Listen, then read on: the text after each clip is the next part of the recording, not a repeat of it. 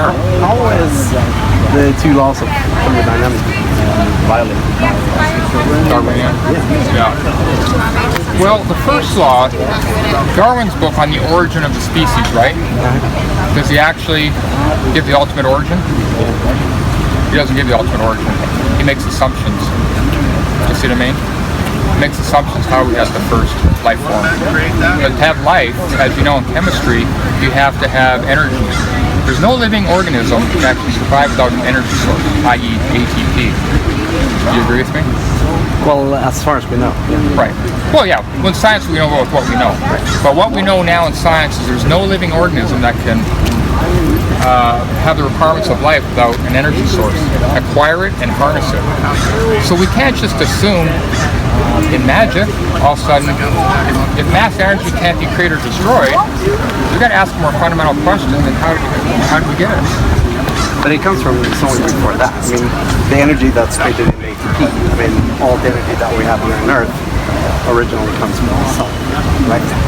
So, I mean, energy in a Darwinian sense it doesn't answer the question, I'm trying to put out, most cosmologists, scientists, as you know, believe the universe had a beginning. So if we're going to be and you agree, so if we're going to be scientific about it, we've got to ask what's involved in the causality of the universe. It seems to me if the universe had a beginning, the cause would have to be outside of time, outside of space, be immaterial, very powerful, very intelligent, creative.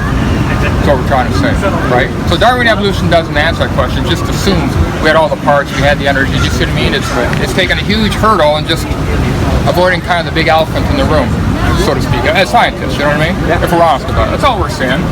Now, do you believe like in Darwinian evolution, because it's kind of the topic there?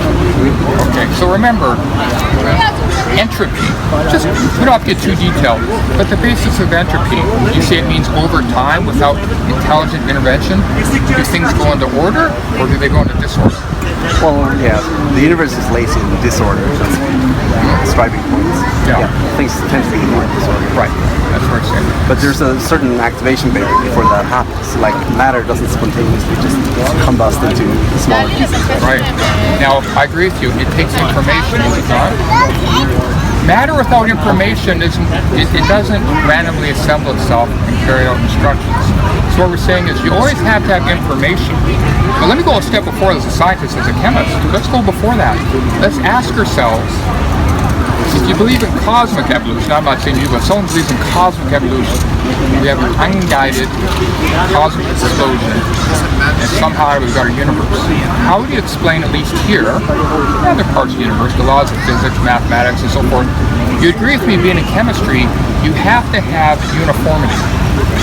In other words, let's say you're doing whatever, you write down the recipe for a chemical experiment, the temperature, the enzymes, the materials, right? All that, right? If you're doing your chemistry correctly, it should be repeatable each time. So the question is, why do we even have uniformity in nature? So physical laws of nature which are repeatable or uniform. We have to ask ourselves that question. From your worldview as a chemist, how would you answer that? Or you just assume it? Can you phrase that question? Oh, sure. Well, to do chemistry, for example, in your field, I'm in medicine, so it's a little bit different, but somewhat similar. In chemistry, for you to be able to use the science of chemistry, you have to have repeatability or uniformity in nature. From your worldview, how could you explain that if the universe is just a cosmic accident, so to speak? Why out of chaos would we have repeatability, uniformity in nature so we can even use the scientific methods so things are repeatable? Well, I guess that it's kind of a circular statement because if things weren't the way that it is, if the cosmological process wasn't set up in the way that it is, then we wouldn't be there, right? So I guess that's, well, if you go with the multiverse theory, there's an infinite amount of universes. Well, I'm going with what we do know. Multiverse, I probably better term be hypothesis, it's never been shown. So let's go with what we do know, right? How would you, as a chemist, explain that we have uniformity just in chemistry? Like, how would you explain that you have the repeatability that you would need to be able to do chemistry? Well, that's largely down to thermodynamics. I mean, but yeah, I I guess that what you're after is what's the fundamental underlying principles of the reproducibility of the experiment that we have. And yeah, that's just baked into. It's a good question, right? Yeah, of course. Yeah. So a lot of people make an assumption. Well, we have it. We have uniformity. But they're not answering the big question: is why we've got uniformity. Yeah, but why do you think that we deserve an answer to the question why? Well, I think maybe a lot of people just ignore trying to answer the question. There might be an implication to it. See, it seems to me we could infer one of two things. You have another option. Well, I think that it's a nonsensical question. I think that it's kind of asking, well, what's the color of love? I mean, it doesn't necessarily deserve an answer because I don't think that it's a valid question. Well, I would say because love is different. Love, you could say there's preferences involved. You and I agree scientifically there's uniformity in nature. All I'm asking is a scientist, give me an etiology for that, the best inference with the information. What I would say to you is it would be irrational to say we could have uniformity in nature, so we could have the laws of science that would arise out of chaos and randomness, because in science we never observe that. We observe uniformity, laws of science always, laws always come from a mind.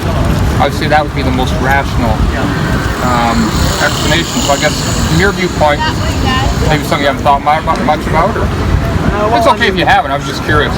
Well, I've given it a little thought, okay. But I think that we disagree on the fundamentals of that there has to be a certain causality. Really? Yeah. That's not a fundamental of science? The law of causality? Well, it's not my first language. I would like to say that. You agree there's causality in chemistry, right? Yeah, well, causality is probably not a good word for it, but there hasn't, how would you call it? There hasn't got to be a why. Someone doesn't have to will it into existence. See what I mean? Right. All I'm saying is I don't believe things just pop into existence out of nothing. No. Especially when you have uniformity, law, order. That's all I'm trying to say. Something to think about.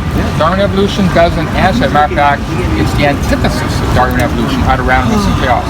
I would just say as a scientist, between the two of us, it's not really rational. But moves on to probably chemistry. You studied DNA for a little bit, did you?